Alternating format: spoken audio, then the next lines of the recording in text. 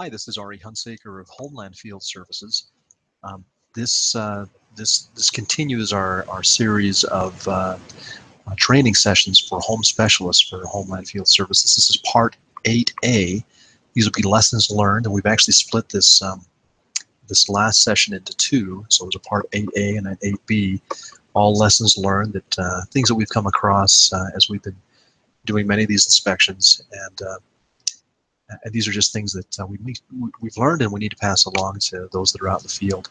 So with that, we'll go ahead and dive into this. So the agenda for today is we'll cover quickly all the training presentations real fast, talk about landscape mode, the tools that are needed, the photo issues that we're seeing, and then also issues with proven. So first off, as I mentioned, this particular presentation is part 8, part 8A actually. We split this lessons learned one into two presentations, so there'll be this one and there's one after that as well.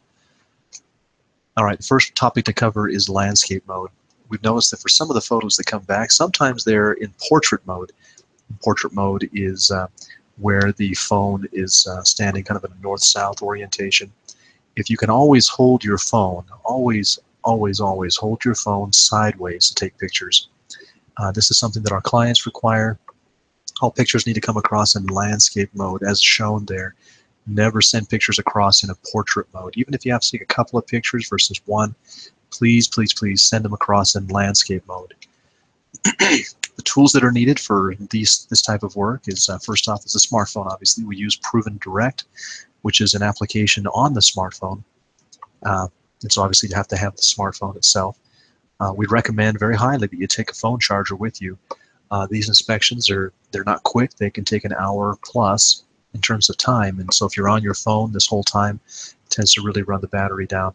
So the best thing to do is to make sure you take with you some sort of a power bank or a phone charger or something along those lines to charge your phone back up.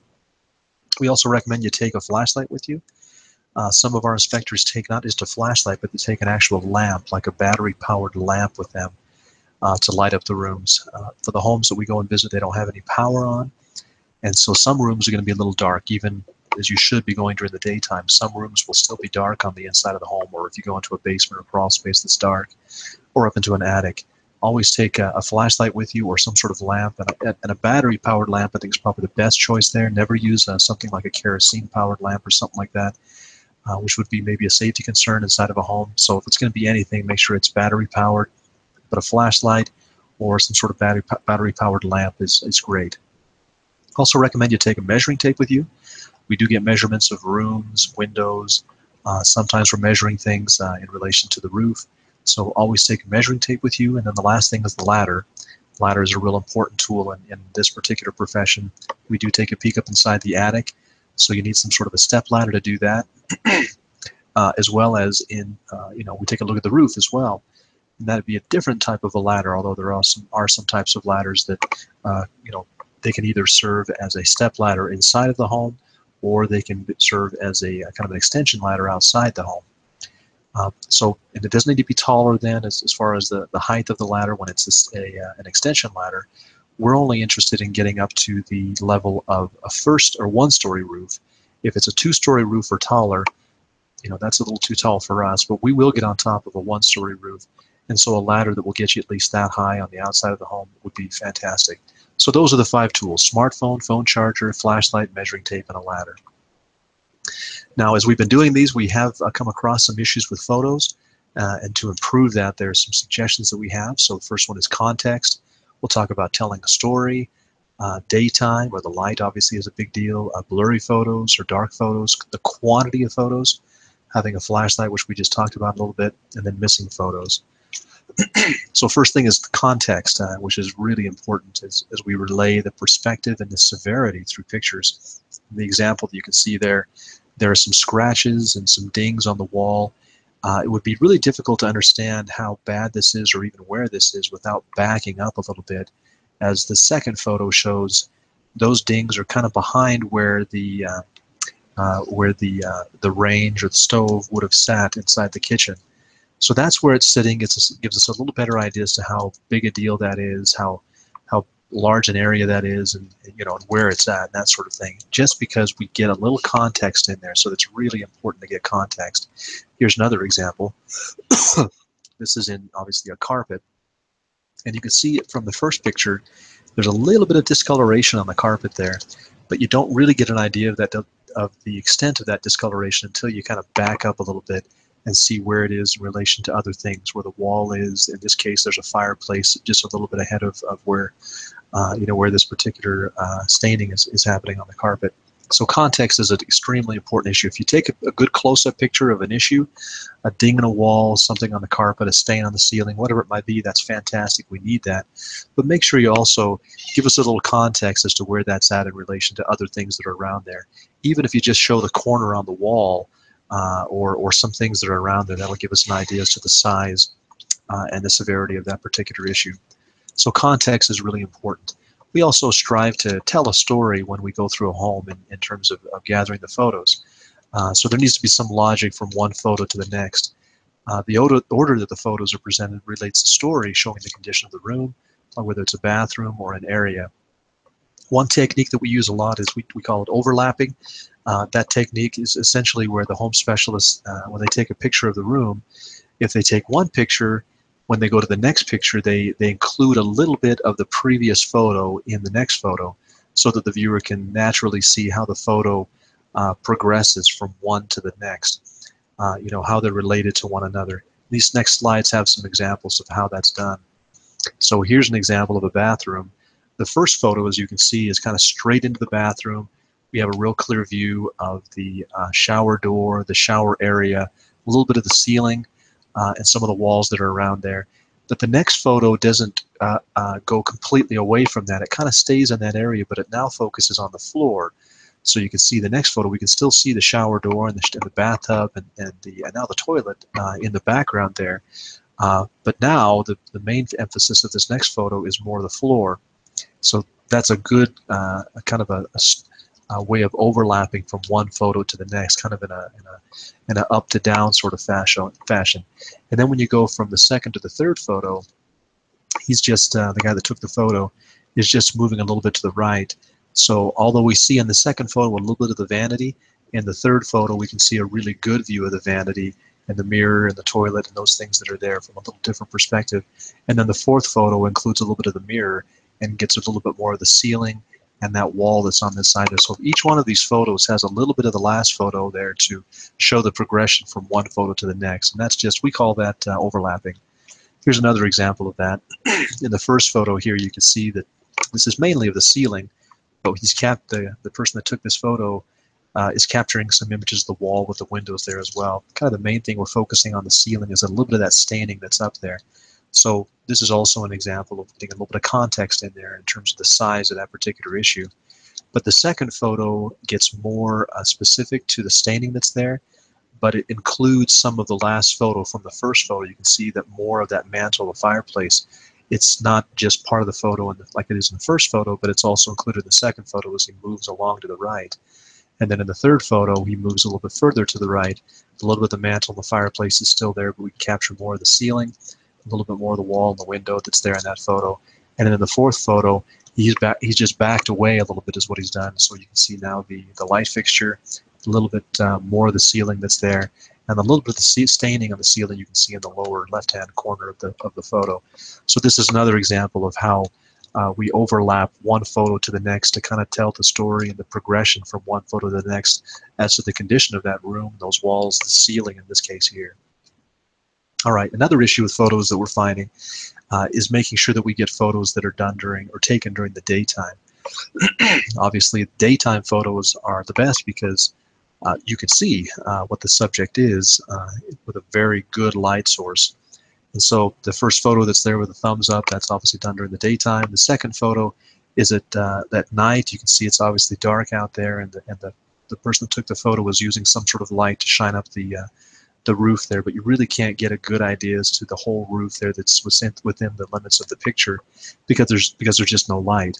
It doesn't penetrate as well as the sun would. And it even affects, I think, to some extent the blurriness of the photo. And this is an example of a photo that was done in portrait as well. They always need to be done in landscape.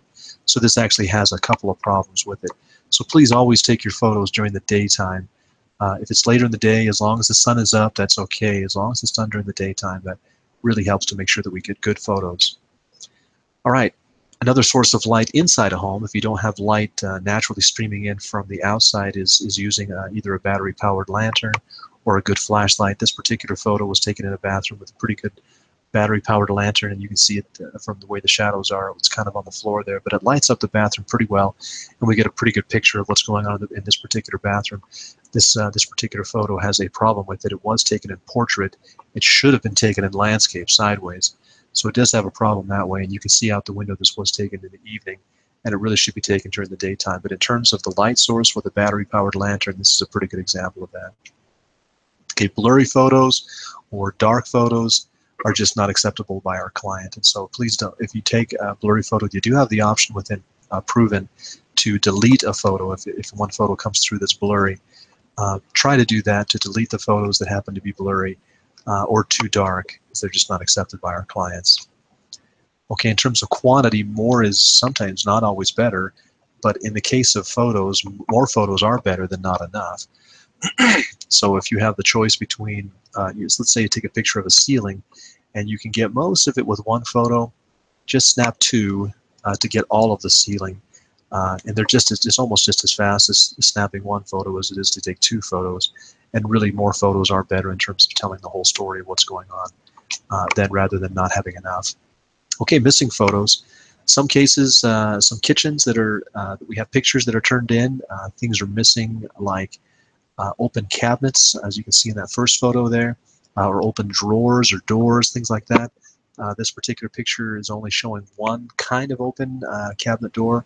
We'd really need to see all of those open and all of them closed as well. So open cabinets are the ones that we have a harder time getting, is the cabinets actually being open, and drawers as well as doors. Pictures of under the sink in the bathroom and the kitchen are extremely important in terms of showing the health of the plumbing fixtures. In this case here, it's usually hidden, but you don't know if that P-trap or those water angle stops there are leaking unless you see under the sink, and so those are very important. We sometimes are missing photos of closets. We'll get a bedroom, but there'll be no pictures of the closet, and those are important pictures as well. Sometimes stains on the ceiling don't really show except they're in the closet, and so closets, getting pictures of the inside of the closet is a really important thing to get as well. Okay, let's talk a little bit about Proven. This is the smartphone application that we use. We capture pictures, measurements, answer all the questions about the condition of the home. We do that all through Proven. Now, if you juxtapose that with the olden days, Proven has really helped us reduce the amount of time it takes someone in the field to send photos and really any information about the home. Back in the olden days, we would have to download photos and email them or scan them. Any sort of handwritten forms would be scanned in and emailed. All of that we don't do anymore. That could sometimes double the time it takes to do these inspections. It's just the office side of it. We do it all via the cloud now using Proven, which has really sped things up. However, Proven, because it's using the cloud, it does depend on connectivity, either to a cellular network or to a Wi-Fi connection. Some of the homes we visit have either spotty or no coverage as far as to a cell network. In situations like that, we find that the best thing to do is to have the user open the Proven application before they get into the area without coverage. So open it before that while they've got good coverage, either at a McDonald's where they've got a Wi-Fi connection or in an area where they've got good cell coverage. Open Proven there, and then open the particular project there, and then just leave it open when you travel into the area where the home is, do the inspection, and leave it all open all the way until you get back out to an area where you've got good coverage, either via the cell network or some sort of Wi-Fi coverage. And that typically will ensure that we can get the whole thing, and it works. In that way, it works as the app was designed to work. Now, if there's still issues that you're having with Proven, and it does happen at times, there are different issues that come up depending on the configuration of the phone, or if there's some conflicts going on, things like that. If that's going on, Proven suggests that we send them a ticket through the application. And here's how it's done. It's really simple. You just go to the login page in Proven, and if you've got an Android device, that's just clicking on the question mark that's on the top of the login page, or if you've got an Apple device, an iOS device, that's just those gears that are in that upper left-hand corner. Click on that, depending on the device you have, and that'll take you to a page. It's called the Device Defaults page. And on that page, in the middle, there is a request support link. And you click on that link, that'll take you to the page that you actually enter, whatever that support ticket may be, the nature of that particular ticket. So with that, when you do that, you go to this particular page. In the blank space that's given you there, you just enter a description of the problem that you're experiencing. If you're on an iOS device, there's a space to enter your email address and phone number, if that's applicable, and then send it off with the send button in the upper right-hand corner of the page. If you're on an Android device, they've made it a little bit simpler. You just enter the description and just click on send there, and then some of that other information just gets sent. And what that does is provide proven with not only the nature of the problem, kind of a description of the problem, but also with the request that goes to them, they also receive kind of a list of the settings that are on your phone and the way it's configured, so they have a better way to troubleshoot things on their side. And then they have also the opportunity to give you a call back to see if they can get that resolved with you on the phone. Okay, that's how we resolve these issues. We get them a ticket and we take care of it that way. Right, that's the end of the presentation. I appreciate your time. There will be one more presentation having to do with lessons learned. That'll be part B of this last session, training presentation number 8. Thank you for your time, and if you have any questions, please give us a call at 801-614-8880. Again, thank you for your time.